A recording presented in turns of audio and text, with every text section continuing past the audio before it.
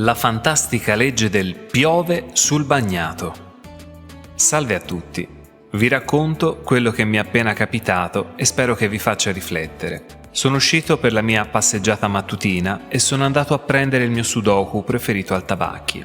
Anzi, per chi vuole allenare la mente e gli occhi, consiglio assolutamente di fare tanti bei sudochini ogni giorno. Visto che sono un cliente storico di questa edicola tabaccheria e visto che ero l'unico e solo cliente, abbiamo iniziato a parlare del più e del meno con la titolare del tabacchio. Qualche minuto dopo entra un signore, compra un giornale, sigarette e un gratta e vinci, paga ed esce. Qualche secondo dopo sento ridere da fuori la tabaccheria e rientra il tipo di prima. Nel gratta e vinci, da 5 euro, ha trovato 100 euro. Grande fortuna. Invece di prendere i soldi, chiede alla tabaccaia di cambiare la vincita con altri 5 biglietti da 20 euro e si mette subito all'opera grattandoli in diretta davanti a noi. Dopo vari gratta e vinci vuoti, alcuni da 20 euro, gratta l'ultimo e ci trova 1000 euro.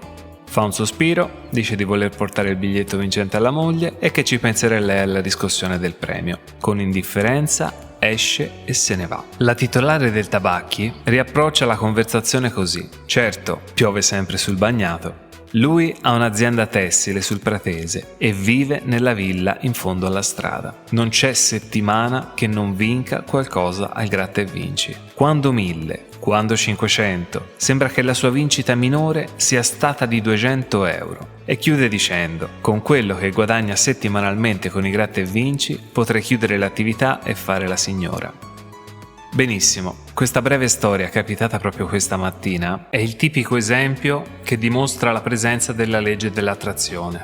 Sarebbe opportuno chiamarla legge del piove sul bagnato, perché comunque si attrae sempre ciò che si ha già o ciò che si è. Quando dico di fare azioni nella direzione della nostra richiesta, intendo anche questo. Visto che per alcuni è naturale essere ricchi, visto che lo sono già, e attraggono altra ricchezza, oltre a cambiare il modo di pensare, cercando di attrarre quello che si vuole, il mio consiglio è quello di migliorare anche il modo di comportarsi, di vestirsi, di proporsi agli altri, creare una differenza tra chi siete adesso e chi volete essere. Nel caso della ricchezza, se aveste 1 milione di euro in banca, come vi sentireste? Come vorreste apparire al resto del mondo? Con la schiena curva e spettinati? Oppure belli, fieri e con le spalle diritte? La programmazione neurolinguistica ha studiato che comportamenti simili portano risultati simili. Quindi chi ha codificato la PNL ha studiato soggetti vincenti di vari ambiti e hanno sviscerato i loro comportamenti, i loro gesti e pensieri,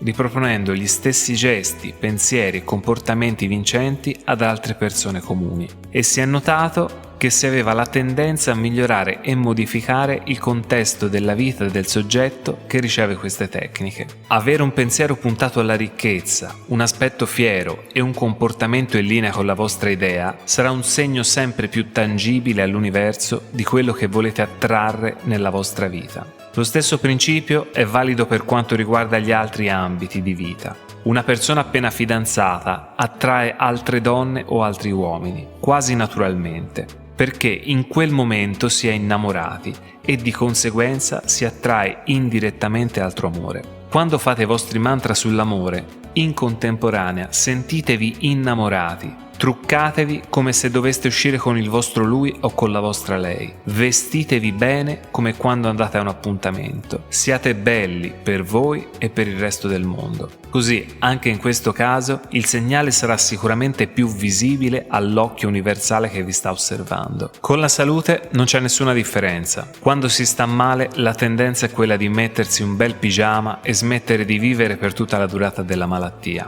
che in alcuni casi potrebbe durare mesi o anni addirittura. Oltre a fare le proprie cure mediche, oltre a fare i messaggi subliminali, affermazioni sulla guarigione, cercate di tornare come meritate di essere, anche solo apparentemente. Datevi colore alle guance, pettinatevi come se doveste uscire, vestitevi come se aveste un appuntamento o come se doveste andare al lavoro. Il cambiamento di stato creerà naturalmente un cambiamento di mentalità che vi farà stare subito meglio. Spesso i piccoli gesti possono fare la grande differenza. Se il solo pensiero non vi basta, provate a modificare qualche piccola abitudine quotidiana, qualche capo nel guardaroba, comportatevi come se aveste già tutto quello che volete ottenere. C'è un detto che a mio avviso è troppo limitante: mettere il carro davanti ai buoi. Se mi presento ad un colloquio di lavoro con una giacca e una cravatta invece che indossando una vecchia t-shirt, sarò sicuramente avvantaggiato. Comprare o indossare per l'occasione un bell'abito è un po' come mettere il carro